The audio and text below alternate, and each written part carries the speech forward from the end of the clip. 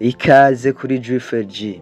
Nimba uyu mushasha wisanze hano hantu uraba yuko wakoze subscribe, nimba warayikoze ukaba ubonye iki kiganiro ntiwibagire kudushirako like canke commentaire. Muri gwa rukurikirane rwo kubashikiriza inkuru tuba twarandikiwe ku rubuga rwacu, uyu munsi twabahitiyemo iyi nkuru y'uwo mudamu. Iyi nkuru yababaje cyane, ariko iyi nkuru uyu mumama yayitwandikiye adusaba ubufasha avuga ati none nanje mwompanura iki bivanye n'ibihe ndiko ndacamwo. Niwumvirize nawe ikiganiro cyose kugira ngo nawe ugire icyo umufasha cyangwa ugire icyo umuhanuye. Yaratanguye ati mugenzi wanje, jewe navuye mu gihugu mbana n'umugabo wanje, tumaze kuvyarana abana batatu, tumaze kubona yuko ubuzima butameze neza, duhitamwo gufata umwanzuro yuko jewe yondungika nkaja kuronderera mu mahanga nk'uko abandi bariko baragenda kuronderera mu mahanga. Twayungunganije hagati yanje nawe, turadandaza bimwe mu byo twari dufise kugira ngo dushobore kuronka amafaranga dushoboza kugira ngo jewe nshobore kuva mu gihugu. Vyarakunze ndava mu gihugu ndagenda ngiye gukora kugira ngo nshobore kwitaho umuryango wanje n'umugabo wanje, muri make n'abana banje. Twari tumaze kuvyarana abana batatu. Shitseyo umwaka wa mbere wari umeze neza, twarabanye tuvugana kuri telefone buri munsi, akampa abana tukavugana nyene, nkumva ndabakumbuye, nkumva ndabafitiye igishika. Umwana yagwara gusa kandondera akavuga ati umwana yagwaye, ntangura kurungika amahera akora ibintu biriya mu rugo nyene, ntangura kubona yuko ibintu biriko biragenda neza. Mugabo hageze umwaka ugira kabiri, ibintu byatanguye guhinduka. Rimwe ndamurondera umugabo wanje sindamutore ku telefone, handi nkamutora akambwira yari mu dukogo tunaturiye, nkavuga ati kubera ko wari yasigaye mu rugo abari karonderera abana cyangwa abari kakora ivy'urugo. Mugabo mu nyuma natanguye kumva amakuru abantu bambwira yuko ashobora kuba afise umuhabara cyangwa abo afise uyundi mugore. Nkivyumva nibaza kubengana inkuru, ariko umunsi umwe ndamutelefona ndabimubaza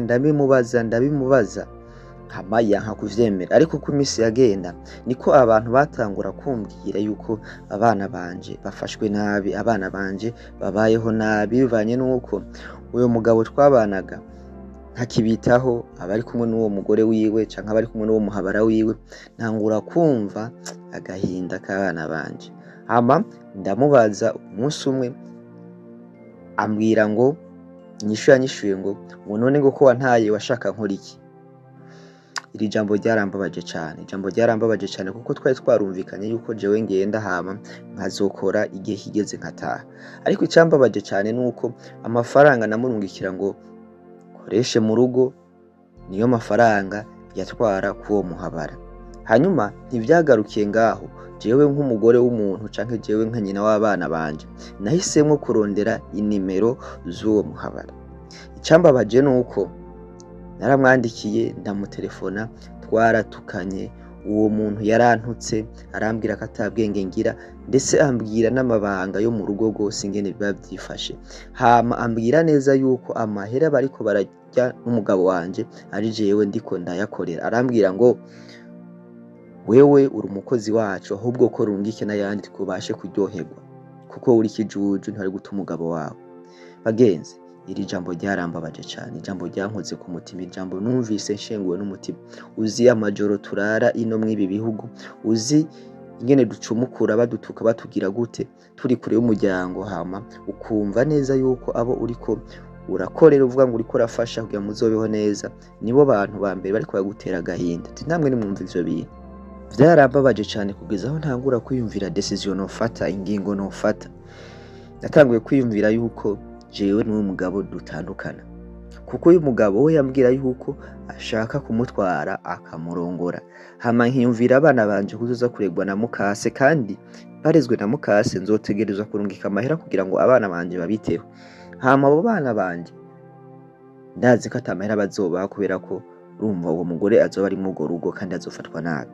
Natanguye kwiyumvira yuko nobwira mama wanje akagenda gutora abana, nuko mama wanje naye musiguye byose ingene bimeze, hanyuma agenda gutora abana. Uwo mugabo twabanaga aravuga ati jewe nta bana banje ndaguha, gute abana baja kuregwa na inakuru kandi bafise papa kandi bari mu rugo? ati ico kibazo twituye ubutungane naho nyene vyaranse kuko ntashobora kwaka abana umugabo kandi ari se wabo.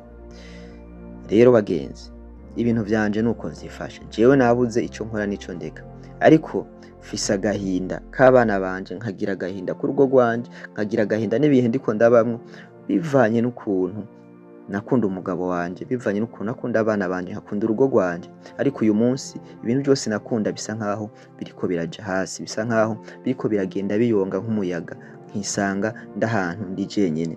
Rero uyu muntu twandikiye dusaba ubufasha ico twomuhanura, nimba nawe umvije iki kiganiro cose, nimba nawe ushoboye kugera hano hantu ngeze, gira ico umuhanuye canke ugire ico umubwiye kugira ngo afate ingingo nyakuri ku vyerekeye urugo rwiwe, abana biwe n'ubuzima bwiwe, kuko avuga ati jewe nshobora guhungabana mu mutwe kubera ko sigaye nca kuri telefone z'abandi, abana bakambwira nkumva abana bariko bararira, mama inzara iki, papa ntakituraba iki niki.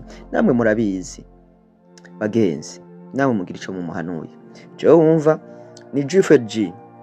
Nimba nawe ufise inkuru ugashaka ko tuyisangiza abantu, twandikire ku rubuga rwacu rwa Facebook, hama tuzoyisangiza abandi. Murakoze.